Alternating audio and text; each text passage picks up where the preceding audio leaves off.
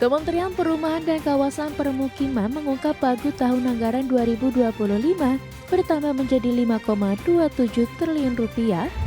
Bahwa koperasi desa nanti juga akan dilengkapi dengan pembangkit listrik tenaga surya atau surya panel.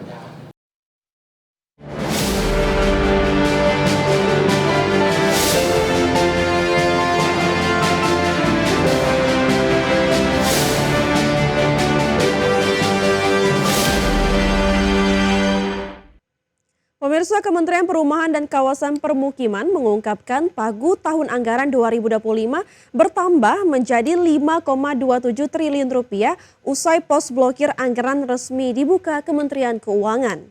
Dengan demikian, Kementerian PKP mendapatkan anggaran mencapai 1,82 triliun rupiah dari hasil buka blokir.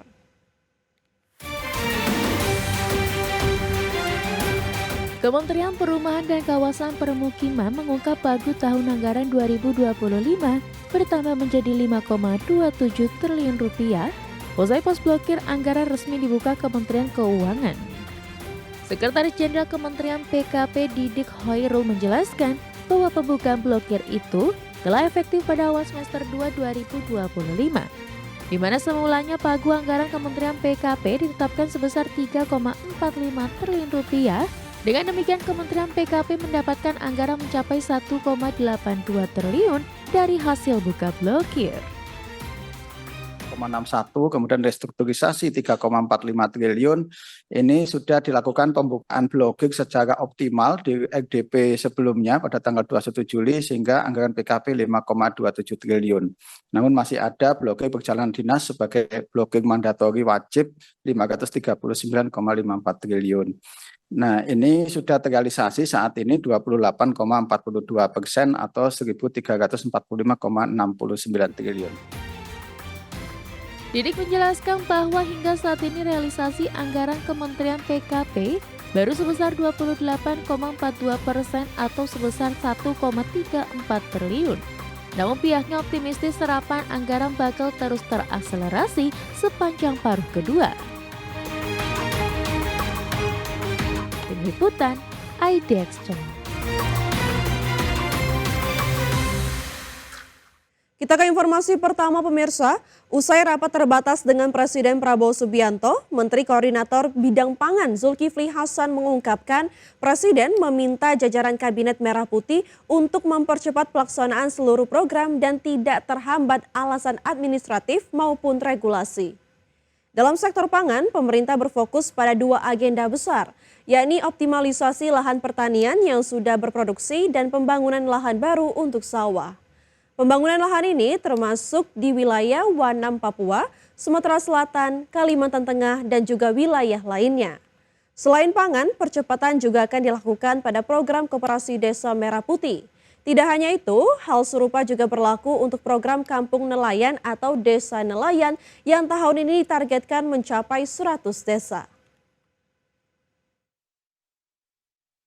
Nah, kita pangan ada dua, yang satu optimalisasi kita sudah produksi lebih, tapi yang kedua kan kita harus membangun lahan yang baru, sawah yang baru.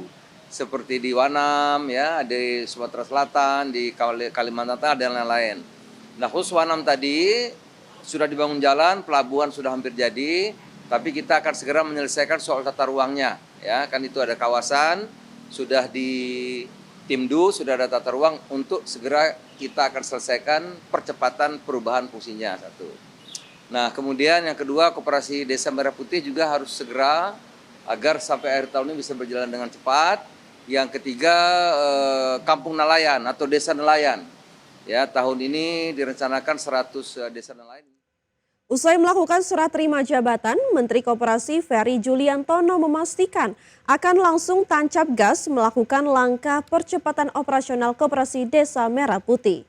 Menurut Ferry, selain menjadi motor penggerak ekonomi, nantinya Koperasi Desa Kelurahan Merah Putih bakal menjadi motor program swasembada energi melalui pembangunan pembangkit listrik tenaga surya alias PLTS atau solar panel. Untuk tahap awal, pihaknya akan berfokus pada operasionalisasi Kopdes Merah Putih yang sudah diresmikan Presiden Prabowo. Mulai dari gerai, toko, apotik, klinik, gudang logistik hingga usaha simpan pinjam.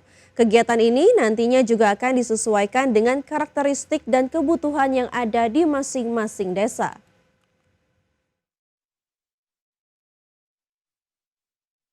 Bahwa koperasi desa nanti juga akan dilengkapi dengan pembangkit listrik tenaga surya atau surya panel, yang solar panel yang akan nanti juga bisa menjadikan desa-desa menjadi swasembada energi.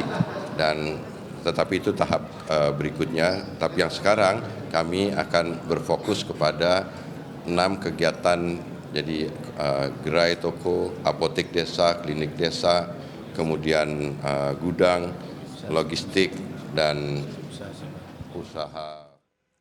Pemirsa, Menteri Keuangan Purbaya Yudi Sadewa menegaskan komitmennya untuk menjaga disiplin fiskal dengan penyusunan anggaran pendapatan dan belanja negara atau RAPBN 2026.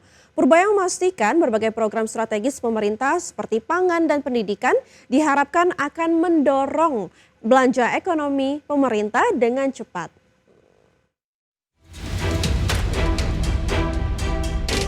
Menteri Keuangan Purbaya Yudi Sadewa memastikan RAPBN 2026 dirancang untuk menjaga kesinambungan kebijakan fiskal, disiplin anggaran sekaligus berpihak kepada rakyat.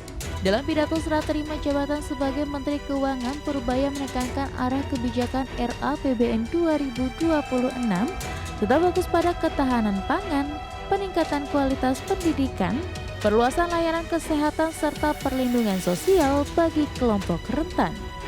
Menurut Purbaya, belanja negara harus efektif, bermanfaat langsung bagi masyarakat, dan mampu memperkuat ketahanan ekonomi nasional di tengah ketidakpastian global.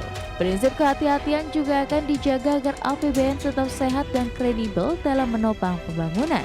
Purbaya pun memastikan setiap rupiah uang rakyat yang dikelola pemanfaatannya harus digunakan sebesar-besarnya untuk rakyat. RAPBN 2026 dirancang untuk menjaga kesinambungan kebijakan fiskal yang disiplin sekaligus berpihak kepada rakyat. Fokus utamanya diarahkan pada penguatan ketahanan pangan, peningkatan kualitas pendidikan. Dalam RAPBN 2026, pendapatan negara ditargetkan sebesar 3.147,7 triliun atau tumbuh 9,8% dibandingkan Outlook 2025. Sementara belanja negara direncanakan mencapai 3.786,5 triliun atau naik 7,3% dari Outlook 2025. Sementara defisit anggaran diproyeksikan sebesar 2,48% terhadap PDB dengan kebutuhan pembiayaan 638,8 triliun rupiah. Dari Jakarta, Raharjo Patmo, IDX Channel.